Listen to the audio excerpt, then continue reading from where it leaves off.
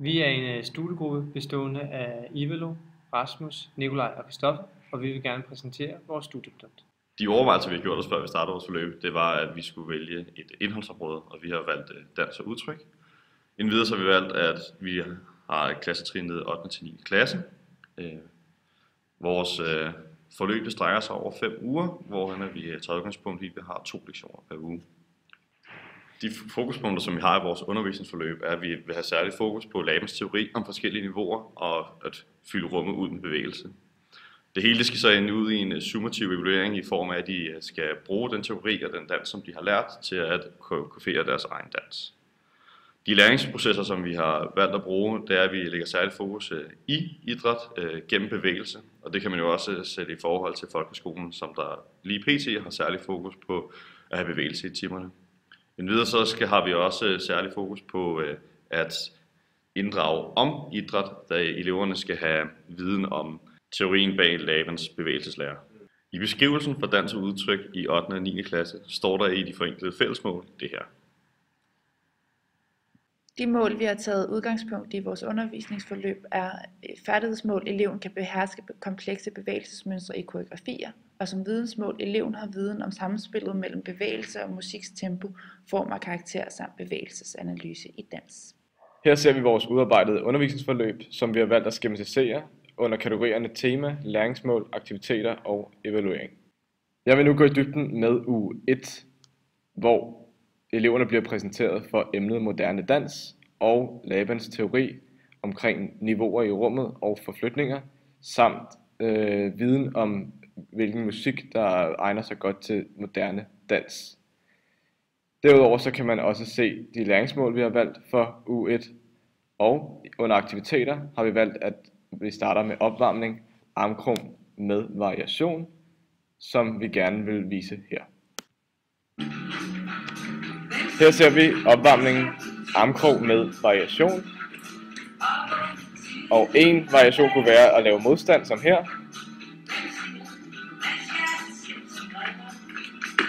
En anden variation kunne være at lave støvledans, som vi ser her.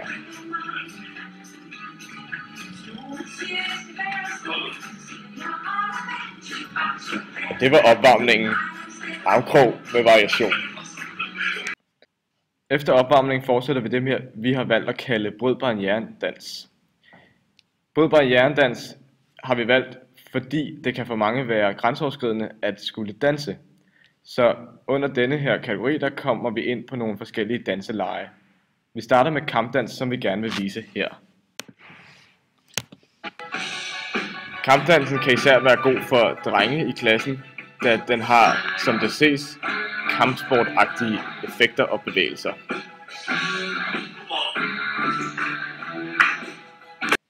En anden brydbar hjernedans er dyredansen. Den vil vi gerne vise her.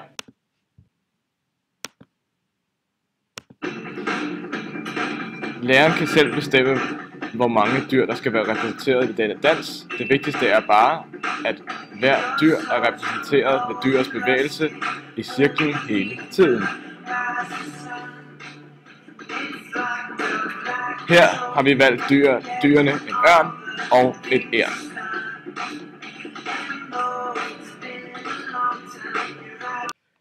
Under evaluering har vi i uge 1 valgt en formativ evaluering, hvor vi som lærer observerer elevernes deltagelse i teorien, samt om eleverne har forstået, hvordan denne teori anvendes i praksis. I uge 2 der har vi valgt at gå ud for Labens bevægelseslære og valgt tema det høje og mellemniveau. Læringsmål er her igen lavet til timen. Som opvarmning har vi armkrog med variation, som selvfølgelig er anderledes fra uge 1. Som brydbar hjernedans har vi vær høj, rund og bred. Denne aktivitet går ud på, at læreren giver ordene høj, rund og bred, som eleverne derefter skal associere nogle bevægelser ud fra alene, hvor de bevæger sig rundt i rummet og laver høj, rund og bred. Derefter skal eleverne gå sammen 2 og 2 og sammensætte deres bevægelser fra høj, rund og bred. Derefter skal 5 pargrupper køre deres sammensatte bevægelser igennem 3 gange i træk, hvor resten af klassen kigger på. Efter hele klassen har været igennem og vist deres sammensatte bevægelser skal vi snakke om, hvor forskellige bevægelserne kan være, selvom man har haft samme udgangspunkt, altså ordene høj, rund og bred. Ud fra bryd barrieren-dansen skal vi bruge bevægelserne fra høj, rund og bred til at prøve at bevæge os mere rundt i rummet med bevægelserne frem for at stå på stedet. I U1 der gav vi eleverne viden omkring teorien fra Labans bevægelseslære omkring niveauer, hvor de her i U2 arbejder med det høje og mellemniveau, og igennem at de til sidst skal bevæge sig rundt i rummet med høj, rund og bred, prøver vi også at give dem viden og erfaring med forflytninger i rummet. Igen har vi en formativ evaluering. I uge 3 har vi valgt at arbejde med Labans laveste niveau, og hertil har vi sat nogle læringsmål, som I kan se her. Og til det der har vi valgt at opvarme med armkrog, igen med variation af. Og vores bryd barrieredansen, det er følg hånden, som vi gerne vil vise her. Det går ud på, at eleven følger hånden og må maks være 30 cm fra hånden af. Her ser vi, at vi bevæger os ned i det laveste niveau, som var dagens timer. Som undervisningsaktivitet har vi valgt at tage udgangspunkt i floorwork-koreografien. Her lærer læreren eleverne en koreografi på nogle få bevægelser fra floorwork. Koreografien den øves, og til sidst vises den i grupper for hinanden. Her skal eleverne tænke over, hvilke bevægelser man selv kan, måske kan, ikke kan, eller bare tænke over, hvor man selv har nogle forhindringer i bevægelserne. Altså skal eleverne kigge opmærksomt på, at de andre danser. I uge 4 der starter vi i første lektion med at danse nogle eksempler på danse, samt at diskutere teorien omkring dans. Og i anden lektion der får eleverne lov til at påbegynde deres arbejde med evalueringskoreografien. Her har vi igen læringsmålene for timerne, og opvarmning er igen armkrog med variation selvfølgelig anderledes fra før. Vores bryd barrieredans er dans i blinde med partner. Denne dans går ud på, at man går sammen 2 og 2, hvor en lukker øjnene og lader sig føre af den anden rundt i lokalet. Den anden har selvfølgelig åbne øjne, og efter et stykke tid, jamen, så skiftes man.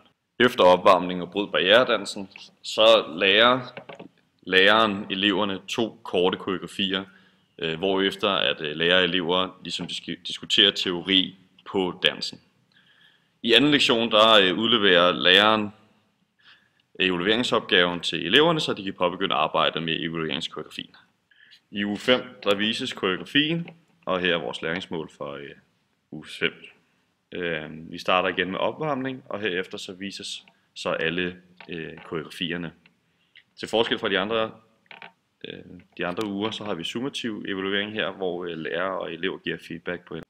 Vi har nu besvaret opgave A, B og C, og vil nu gerne gå videre til opgave D, hvor vi her vil vise de færdigheder, vi har tilegnet os inden for dans og udtryk og boldspil. Vi lægger ud med dans og udtryk.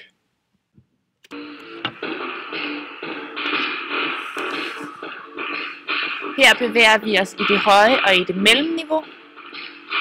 Og nu bevæger vi os ned i det lave niveau, hvor vi arbejder med floorwork og forflytninger i rummet.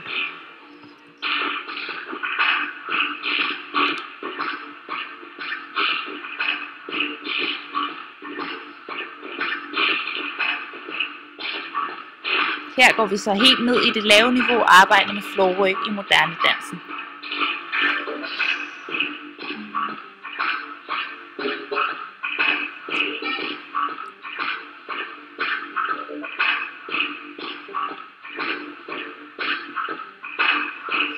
I forhold til musikken arbejder vi både med flydende bevægelser, men også med bevægelser, der bevæger sig i takt til musikken.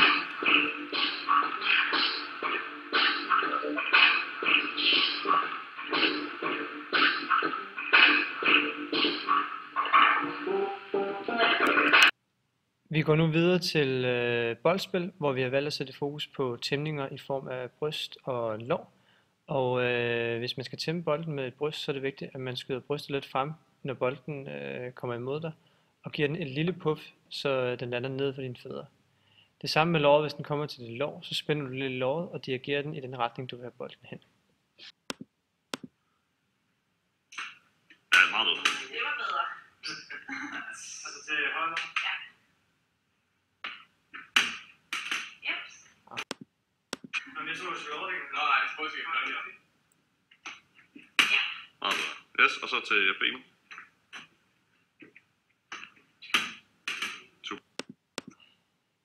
Yes.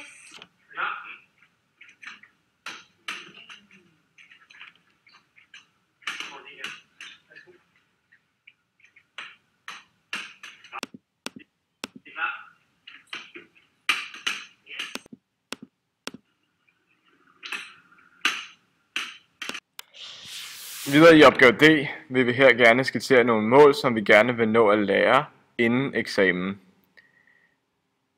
Inden eksamen vil vi gerne nå at lave et flikflak. Jeg skal være i stand til modtagning af flikflak. Jeg skal være i stand til at lave et flikflak uden hjælp. Jeg skal være i stand til at kunne instruere i flikflak. Inden eksamen vil vi gerne nå at kunne sparke med ydersiden i fodbold. Jeg skal være i stand til at aflevere en fodbold med ydersiden af foden. Og jeg skal være i stand til at skrue en fodbold rundt om en modspiller ved hjælp af ydersidespark.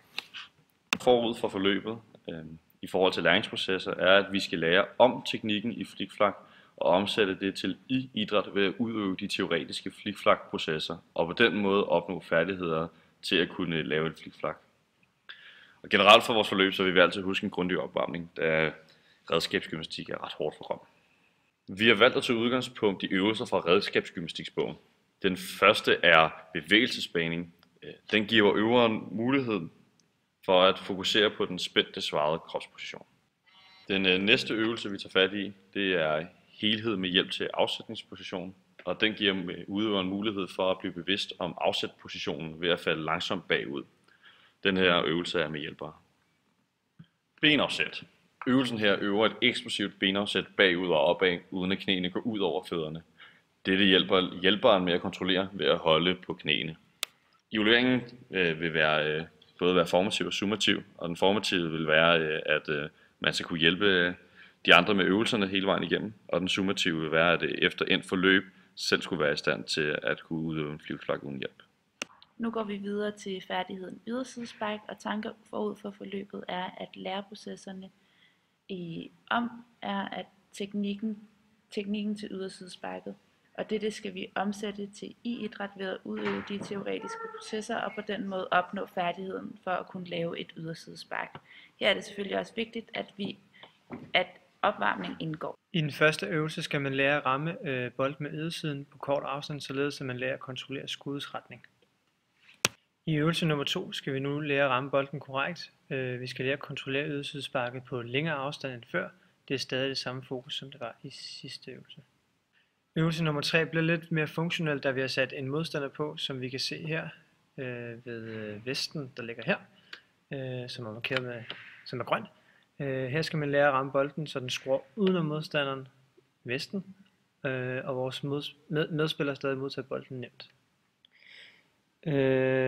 Som evalueringsform vil vi gerne benytte den summative, hvor vi vil vurdere, om vi er i stand til at aflevere bolden 5 gange i træk udenom en modstander, og om vi er i stand til at føre en fodboldkamp 2 mod 2 flydende kun ved at bruge ydersiden.